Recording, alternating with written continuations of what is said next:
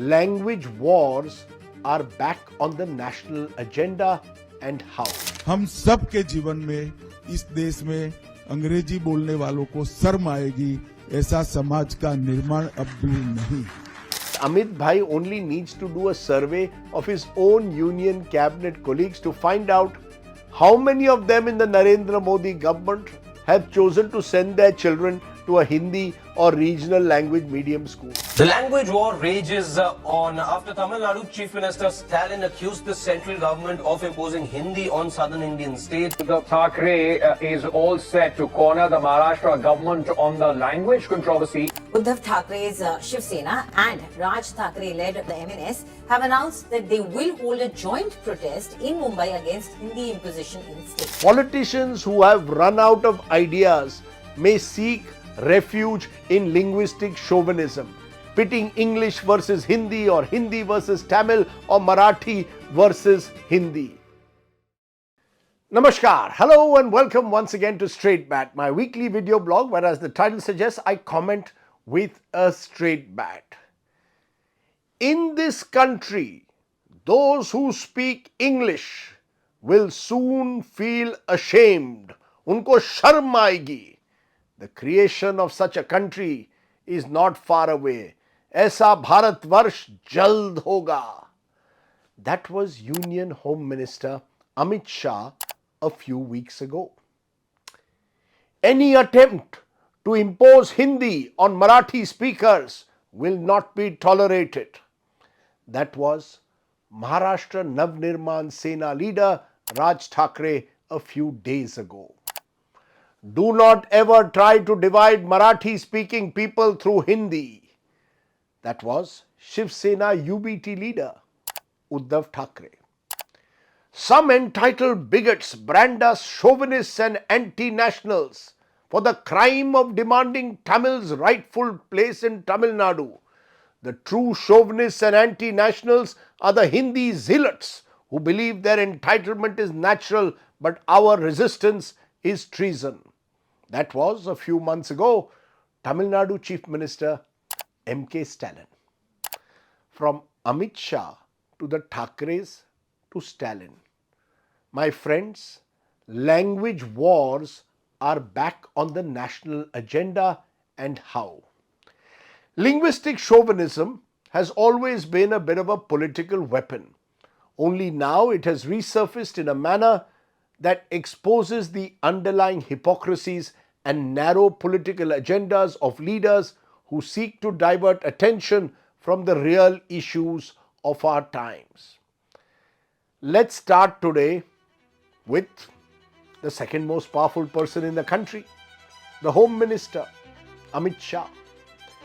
Amit Shah's grievances against English are rooted in the Sangh Parivar's Hindi, Hindu, Hindustan belief system.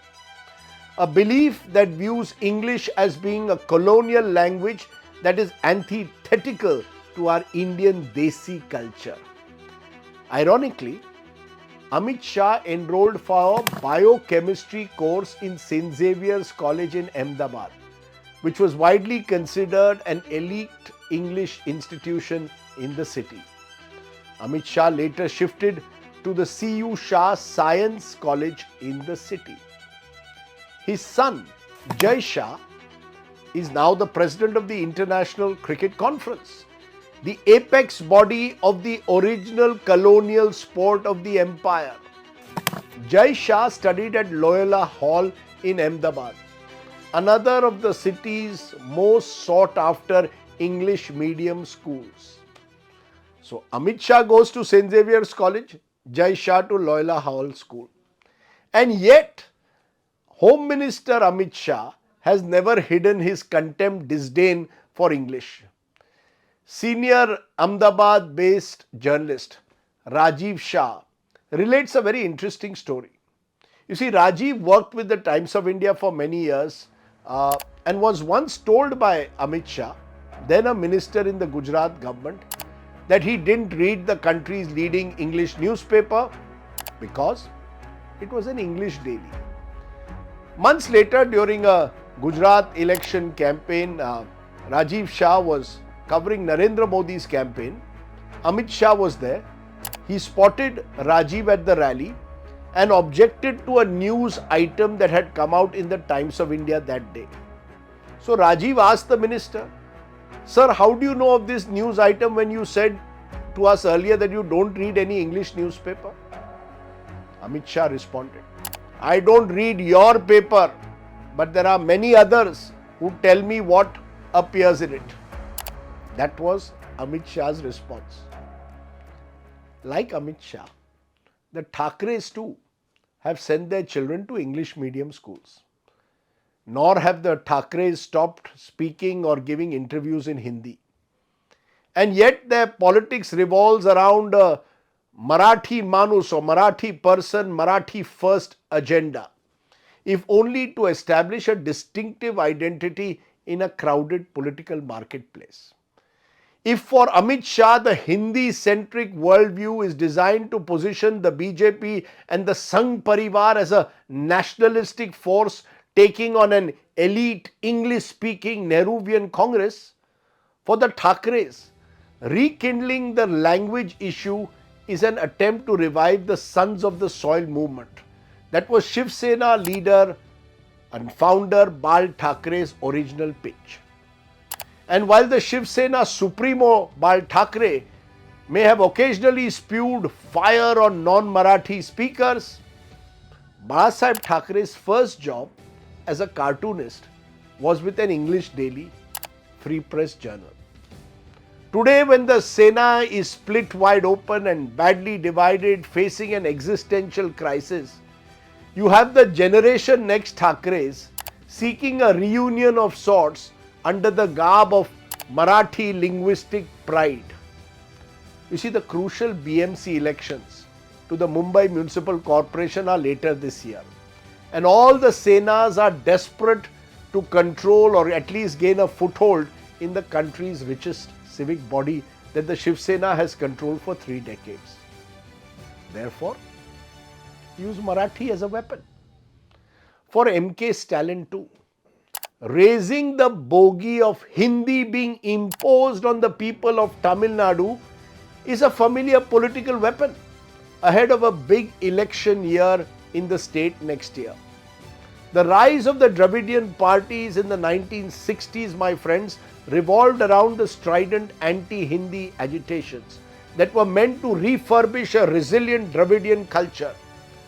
6 decades later, by claiming that the new education policy's 3-language formula is another attempt to force Hindi on Tamil-speaking citizens, the DMK Chief Minister is reigniting the North versus South battle, Delhi versus Chennai, to consolidate his own position as the flag bearer of a regional Tamil identity.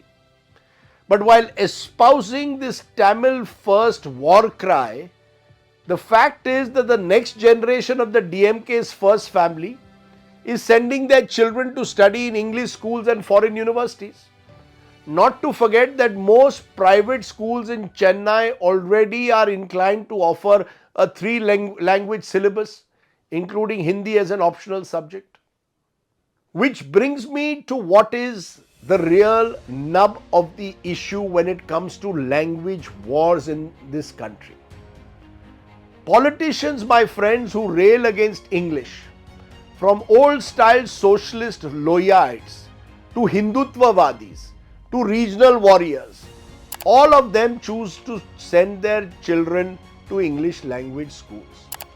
Amit Shah can rant against English and Amit Bhai can say that a day will come when people will be ashamed to speak that language. But Amit Bhai only needs to do a survey of his own union cabinet colleagues to find out how many of them in the Narendra Modi government, if any of them, have chosen to send their children to a Hindi or regional language medium school. I can tell you that at least half a dozen cabinet ministers have their children studying in prestigious foreign universities today. English is no longer seen as a colonial relic. It is a language of ambition and aspiration. That's the key. Travel to any corner of this country and witness the rapid expansion particularly in small towns, of English language coaching classes, all aimed at providing a new India a chance to climb up the social ladder. Far from being ashamed of speaking English, most young Indians desire to learn it and, if possible, excel at it. Sadly, it's the quality of English teaching that leaves a lot to be desired in several parts of India. One reason why Gujarat, for example, with its poor quality English teaching, has lost out in the soft skills driven service industry. How many Gujaratis will you find therefore, for example, in leading software service sector industries? Interestingly, Hindi too is now a language of growth and ambition in many corners of India.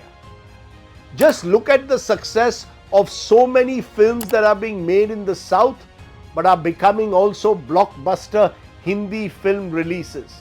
Pushpa, RRR and many others. The traditional north-south divide is rapidly disappearing on the big screen too, as it is indeed in the other great Indian theatre of dreams, the cricket field. Who would have thought, for example, at the turn of the century, that Ranchi-born, Hindi-speaking Mahendra Singh Dhoni would become the ultimate Chennai icon? Mumbai too is now much less of a Maharashtrian city than it ever was in the past. Hindi, for example, is no longer just the language of its famous film industry, Bollywood, but it is also the street language of Mumbai, of livelihoods nurtured uniquely by waves of recent North Indian migration and their assimilation into Mumbai society. The Bombay versus Mumbai versus Bombay debate frankly has hollowed out. There is a buzzing cosmopolitanism that replaces the real angst that might have existed at one time over language divides. Yes, pride in local language still matters, whether you are a Kannadiga in Bengaluru or a Maharashtrian in Mumbai. But you no longer need to pit one language against another. By bashing up those who don't speak Marathi, for example, parties like the MNS are only exposing their sheer thuggery, gundaism. A majority of people have less and less time for such tokshahi as a weapon being used to force people to learn a language. Which is why, my friends, those who are still fighting these language wars need to realize that these are losing battles, which may yield temporary political dividend, but they cannot be sustained any longer beyond a point. Linguistic diversity is India's strength. Being multilingual is our competitive advantage. Politicians who have run out of ideas may seek refuge in linguistic chauvinism, pitting English versus Hindi or Hindi versus Tamil or Marathi versus Hindi. Truth is, most young Indians are job seekers today. Naukri chahiye, not language zealots. What language you speak in doesn't matter. How qualified you are for the marketplace is what really matters. As a postscript, let me say this.